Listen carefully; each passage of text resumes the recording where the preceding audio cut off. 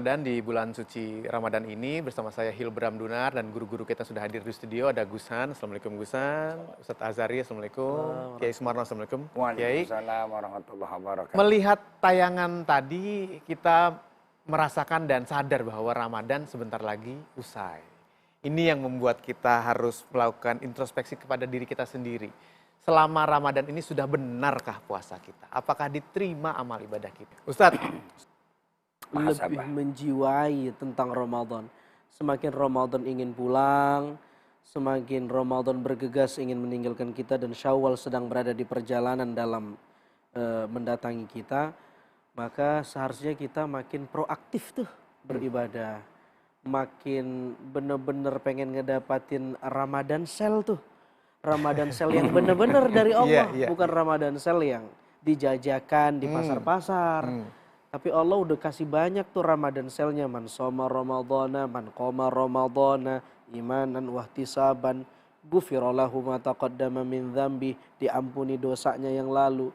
Pertanyaannya kalau diukur dengan hadis itu diri kita, kira-kira udah diampunin gak ya dosa kita nih yang lalu ya? Atau lebih banyak kendornya ibadahnya apa enggak ya? Itu kita tanyain dalam diri kita dan kita tambal kekurangannya. Dan lebih penting daripada itu, salah satu indikasi diterima atau tidak ibadah kita ini adalah kita bisa membumikan nilai-nilai spirit Ramadan di luar bulan suci Ramadan. Kalau di Ramadan kita getol sholat, tarawih, jangankan yang baca wajib, Quran, yang sunnah kita kerjain. Kita sholat nggak nih? Atau masih bolong-bolong di luar Ramadan? Baca Quran sehari sejuz, 2 juz, 3 juz. Di luar Ramadan kira-kira kita masih sejus 2 jus atau cukup minum jus nih? Artinya membumikan spirit nilai-nilai Ramadan di luar bulan Ramadan. Dan itu jauh lebih sulit. Iya, Gus. Mendekatkan diri terus. Menyadari bahwa yang kita lakukan selama bulan Ramadan ini sudah benar. Apakah ada tanda-tandanya untuk diri kita? Ya, ini sebentar lagi kita sudah selesai Ramadan kita. Ini memang tentu kita sedih ya, karena memang belum tentu amal ibadah kita ini sudah bisa memperbaiki kita di tahun yang akan datang. Ramadan ini kan masa reparasi untuk tahun yang akan datang. Jadi Ramadan bukan tujuan. Ramadan adalah reparasi, ibaratnya ada pit stopnya. Kita berhenti dulu pit stop ini. Nah, dengan harapan nanti begitu kita race itu bagus. Makbulnya sebuah amalan itu akan ketahuan ketika sudah dilakukan amalan itu apakah bisa lanjut apa tidak. Contohnya misalnya, wah ini hajinya mabrur apa nggak mabrur? Satu, hanya Allah yang tahu. Yang dua, waktu yang bisa menjawab.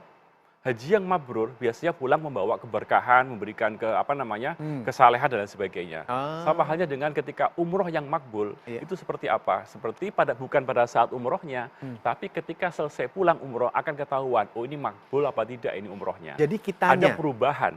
Setelah kita umroh atau haji, setelah kita kembali, apakah kita menjadi pribadi yang lebih baik? Lebih baik apa tidak? Nah, begitu juga dengan puasa. Puasa kita ini diterima apa tidak? Puasa ini kita sudah masuk di dalam akreditasi A apa tidak? Nah, kalau misalnya A, maka tentu ada perubahan setelah puasa ini. Menjadi lebih baik? Menjadi lebih baik. Lebih dekat kepada Allah? Betul. Bayangkan saja dalam puasa ini yang halal aja bisa kita tinggalkan. Apalagi yang haram. Maka di luar Ramadan, maka mestinya yang haram pun pasti jauh kita tinggalkan. Nah, ini kuncinya di situ. Nah, yang jadi problem adalah ketika kita berhadapan dengan sale hunter. Jadi orang-orang yang mengejar sel pahala. Sel hunter. Nah, akhirnya malas lagi dia untuk beribadah seperti halnya pada bulan Ramadan. Karena nggak ada selnya. Karena nggak ada selnya. Maka kembali lagi dari awal Ramadan, kita awali dari awal, maka niatkan kita jangan hitung-hitungan pahala dengan Allah. Niatkan bahwa ini kita niatkan semuanya kepada Allah Subhanahu wa taala, lillahi taala. Nah, itu kuncinya di situ. Tapi ketika kita mencari pahala tadi kan macam-macam caranya ya. Ustadz, saya ingin nanya. Termasuk juga dengan beribadahnya itu bukan hanya beribadah biasa, tapi dalam bekerja itu merupakan bagian dari beribadah. Membantu orang lain merupakan bagian dari ibadah. Nah, di bulan Ramadan ini ketika melakukan itu tentunya kita juga bisa mendapatkan pahala kan? Yang berlipat-lipat kan? Betul. Ini adalah bulan Allah melipat gandakan hasil atau pahala dari amal kita. Allah lipat gandakan. Dan amal itu atau ibadah itu maknanya luas sekali. Nah, tidak hanya ritual antara kita dengan Tuhan, tetapi apa saja yang itu kemudian bisa menjadikan Tuhan ridho kepada kita, itu ibadah. Itu ibadah. senyum ibadah, bahkan menyingkirkan duri di jalanan ibadah, menjenguk orang sakit ibadah, memaafkan ibadah, minta nomor rekening istri ibadah. Kenapa? Oh, mau ngasih. Masa masih minta rekening istri? Iya, makanya. Mungkin Ki Sumarno pengen menambah lagi. Karena sudah saya kasih dulu. Iya, operan yang baik. Mengenai rekening istri. Bukan. Mengenai beribadah di bulan Ramadan. Ada beberapa orang yang hanya mengejar pahala tapi tidak memikirkan ridho Allah. Pokoknya dia cuma pikir pahala begitu saja. Bagaimana, Kiai? Apakah boleh orang memikirkan pahala? Wa qala min ba'dil ulama salafus salih. Boleh saja orang memikirkan pahala. Ibarat orang kita, hal adulukum ala tijaratin tunjikum min adabin alim tu'minuna billahi wa rusuli wa tujahiduna bi amwalikum wa anfusikum dzalikum khairul lakum in kuntum ta'lamun. Ketika kita melihat dalam satu segi ayat ini, berarti adalah boleh nggak kita mengharapkan pahala? Boleh. Tapi jangan dijadikan tujuan. Nah ini nih. Boleh mengharapkan pahala, tapi jangan dijadikan tujuan. Tujuan dari pahala itu apa sih? Ridho Allah.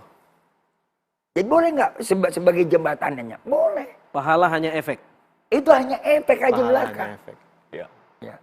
Tapi kita pikirin efeknya juga perlu. Seperti Mas Bram, habis minum, mikirin doang efeknya, kencing apa enggak?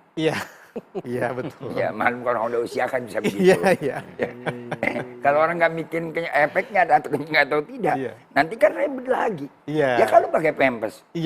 Kalau ada rasa timbul. Iya. Kalau tiba-tiba keluar sendiri, akan repot juga. Nah maka oleh karena itu, inilah hebatnya Islam. Inilah hebatnya dari ajaran agama kita.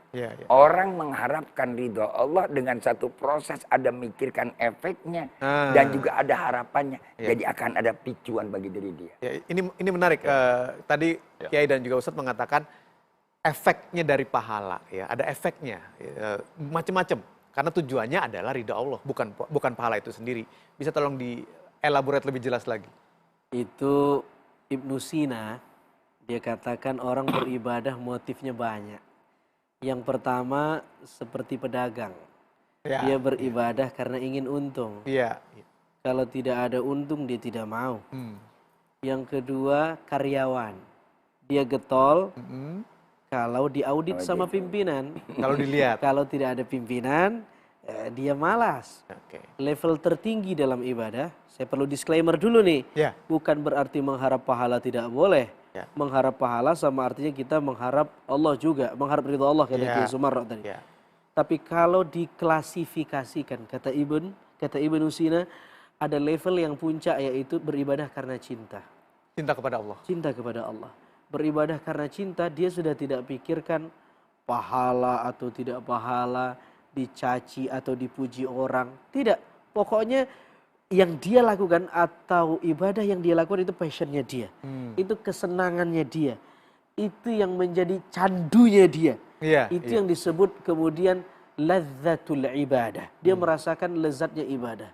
Dia merasakan nikmatnya istilzaz. Dia merasakan lezatnya beribadah. Mudah-mudahan Allah memberi kita potensi itu. Saya kira ini teorinya mudah, tapi prakteknya adalah kita berdoa. Mudah-mudahan Allah menghujamkan spirit itu, kita beribadah karena cinta kepada Allah. Kepada Allah Subhanahu wa taala. Jadi ibadah itu yang didasari cinta akan mendapatkan kelezatan. Jadi kalau orang cinta itu pasti lezat. Maksudnya gimana Kiai? Orang cinta itu pasti lezat apanya? Kenapa? Nih? Yang dia rasakan cinta kepada Allah. Pasti akan melahirkan kelezatan. Saat beribadah. Dan segala macam orang kalau udah cinta tuh jadi lezat. Jadi contoh. Tidak terpaksa. Jangan gitu dicontohkan, dia sudah banyak merasa. Oke, saya ingin tanya ke Gus tadi sempat mengatakan bahwa kan kita sekarang sudah semakin di ujung Ramadan, di ujung puasa. Ada sedih juga. Nah, rasa sedih apa sih yang dimiliki oleh orang-orang beriman ketika akan ditinggalkan Ramadan ini? Nanti kita bahas sebentar lagi. Jangan kemana-mana.